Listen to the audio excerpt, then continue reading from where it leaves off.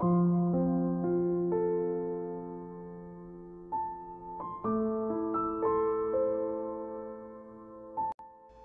ini Liliana tengah berjalan di koridor panjang bersama dua pelayan yang melayaninya tadi, yang tujuan dia hendak menuju ruangan makan.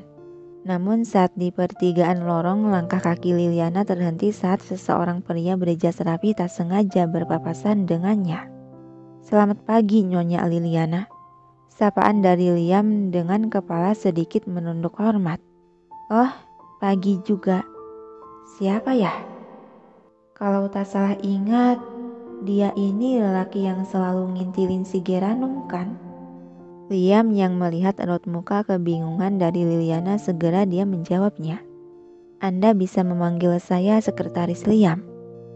"Oh, iya, Sekretaris Liam." Tersenyum canggung, Liliana memalingkan pandangan ke arah lain. Sedangkan sorot mata Liam tak terbaca menatap lekat pada bagian leher gadis yang ada di hadapannya, membuat Liliana yang merasa sedang ditatap begitu sontak menoleh. "Ada apa, Sekretaris Liam?" "Cantik." Satu kata tak terduga meluncur begitu saja dari mulut Liam, membuat Liliana tertegun, begitu juga kedua pelayan di belakangnya. "Sekretaris Liam, Anda sudah tidak sopan." Teguran pelayan Meisa yang malah tak dihiraukan oleh lelaki yang masih saja menatap lekat pada leher gadis yang ada di hadapannya. Kemana arah pandang kamu? Dan jangan panggil saya cantik," ucap Liliana dengan sorot mata tajam ketidaksukaan.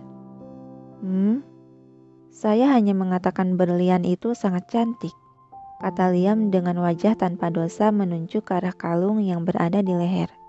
Sontak Liliana melirik ke arah tunjuk sehingga wajahnya memerah malu. Dia tersenyum canggung dan menundukkan pandangan. Oh, begitu ya? Ya, memang berlian ini cantik." "Hah? Berlian?" Terkejut Liliana oleh kata terakhir sampai kedua matanya melotot tak percaya. Liam mengangguk tipis. Itu sejenis white diamond yang cukup langka." Mendengar hal tersebut, Liliana dibuat terbengong. Dengan tangan gemetar dia menyentuh kalung di lehernya. Gila, aku kira ini hanya perhiasan biasa. Jika kalung ini sampai hilang, bisa-bisa kepalaku juga ikut hilang. Sebenarnya apa maksud dia memakaikan benda mahal dan berharga seperti ini? Apa ini hukuman untukku gara-gara kejadian semalam? Lelaki tak berperasaan. Dasar si mata duitan. Umpatan pelan Meisa dan Rina menatap sebal. Liam yang melihat tatapan permusuhan dari kedua pelayan itu, dia membalas menatap datar dengan menghela napas pelan, lalu membungkukkan bahu sebagai hormat. "Sepertinya saya telah menyita waktu Anda. Kalau begitu silahkan melanjutkan perjalanan Anda. Saya permisi." "Oh, iya, tidak apa," terhenyak Liliana dari lamunan dan tersenyum kaku. Liam menegakkan kembali tubuhnya lalu berbalik pergi meninggalkan mereka bertiga. "Nyonya, jangan dengarkan omongannya. Iya Nyonya, dia memang lelaki materialis. Bahkan julukan dia itu si mata duitan." Cerocos kedua pelayan yang pikir mereka Liliana merasa tersinggung akan sikap Liam tadi. Liliana hanya mengangguk tipis dan tersenyum kepaksa. "Aku tidak apa-apa. Ayo kita ke ruangan makan. Setidaknya berkat dia aku jadi tahu dan bisa lebih berhati-hati untuk tidak menghilangkan kalung ini." Dia melanjutkan berjalan bersama kedua pelayannya menuju tempat yang dituju. Liliana dan kedua pelayan pribadinya itu sudah sampai di ruangan yang cukup luas. Dalam ruangan tersebut ada seperangkat meja makan berbentuk persegi nan besar, dengan banyaknya kursi untuk 12 orang di sekelilingnya. Lampu gantung berukuran besar di atas meja menambah kesan mewah nan elegan, serta furnitur dinding berlatar alam mempercantik ruangan.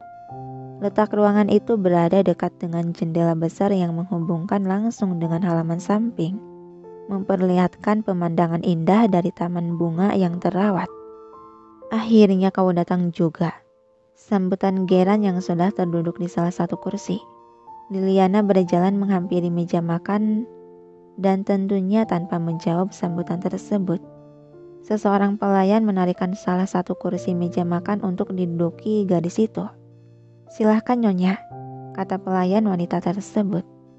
Walau merasa canggung, Liliana menurut duduk di kursi yang berseberangan dengan Geranum yang duduk di kursi sang kepala rumah. Tatapan Geranum begitu lekat dan teduh memandangi wajah cantik istrinya itu. Ada senyuman di bibirnya pertanda suasana hati dia sangat baik. "Baguslah, kalung itu cocok sekali untukmu." "Hah, aku tidak akan tertipu dengan trik manis macam ini. Maksudmu memperingatkan aku kalau ini akibat sudah membuatmu kesal, kan?"